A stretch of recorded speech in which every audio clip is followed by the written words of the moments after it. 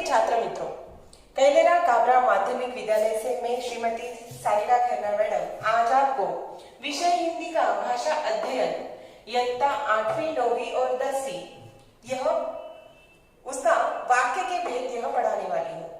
वाक्य के भेद मैंने अपने पहले एक वीडियो में आपको वाक्य के भेद लेकिन अर्थ की दृष्टि से जो होते हैं उसके प्रकार बताए थे। आज हम जो देखने वाले हैं वह है रचना की दृष्टि से वाक्य के भेद।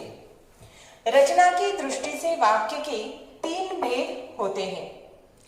रचना, वाक्य किस पद्धति से लिखा गया है, उसकी रचना किस तरह से की गई है, उसके अनुसार वाक्य के 3 प्रकार होते हैं।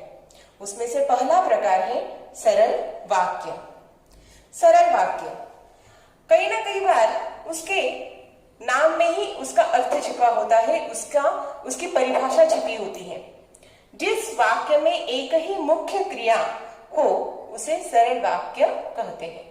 यानी कि ऐसा विधान जो कि सरलता से किया गया हो, एक ही मुख्य क्रिया जिसमें होती है, ऐसे वाक्य को सरल वाक्य कहा जाता है। जिसकी रचना बड़ी सरलता से एक ही मुख्य क्रिया के साथ होती है उसे सरल वाक्य कहा जाता है। जैसे एक दिन लबकानंद घर आ पहुंचे। देखिए एक ही मुख्य क्रिया इसमें दी गई है। समय बहुत बलवान है।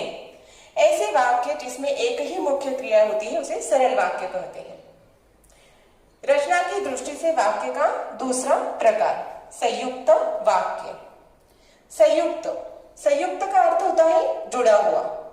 संयुक्त वाक्य में 2 या 2 से अधिक सरल वाक्य समुच्चय बोधक यानी कि और, परंतु, तथा, या आदि ऐसे समुच्चय बोधकों से 2 या 2 से अधिक सरल वाक्य जुड़े रहते हैं उसे कहा जाता है संयुक्त वाक्य। जैसे हम टैक्सी में बैठे और टैक्सी चल पड़ी। देखिए यहाँ पर 2 सरल वाक्य हैं।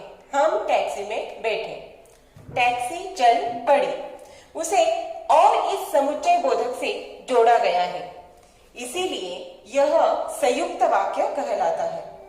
मांडवी नदी काफी बड़ी तथा वर्षभर पानी से भरी रहती है। ये 2 सरल वाक्य तथा इस समुच्चय बोधक अव्यय से जोड़े गए हैं, इसीलिए इसे संयुक्त वाक्य कहा जाता है। तीसरा मिश्र वाक्य। मिश्र यानी कि कहीं ना कहीं मिश्रित वाक्य उसे कहा जाता है।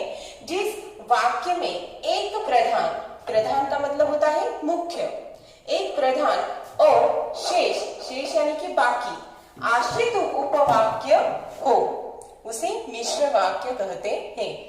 यानी कि ऐसे वाक्य जो 2 या 2 से अधिक तो होते हैं परंतु उसमें एक मुख्य वाक्य होता है और बाकी आश्रित यानी कि उस पर आधारित ऐसे उपवाक्य होते हैं, उसे मिश्र वाक्य कहते हैं। जैसे मैं सोचने लगा, यह प्रधान वाक्य है, मुख्य वाक्य है, कि पर्यटन का अपना ही अलग आनंद है। यानी कि इस मुख्य वाक्य पर, प्रधान वाक्य पर यह वाक्य आश्रित है, आधारित है, इसीलिए इसे कहा जाता है मिश्र वाक्य। दूसरा, मुफ्त में मजदूरी देनी हो तो और बात है।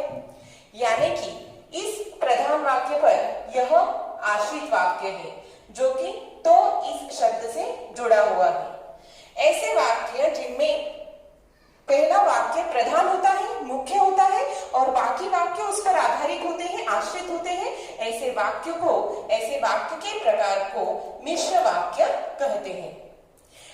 ये सब देखने के बाद मैं आपसे एक ही कहूंगी, ऐसे वाक्य जो कि किस तरीके से लिखे गए हैं, किस प्रकार से उनकी लिखावट की गई है, रचना की गई है, तो उसके आधार से, उसकी दृष्टि से जो प्रकार होते हैं उन्हें कहा जाता है रचना की दृष्टि से वाक्य के भेद। और वो होते 3 सरल वाक्य, संयुक्त वाक्य तथा मिश्र वाक्य।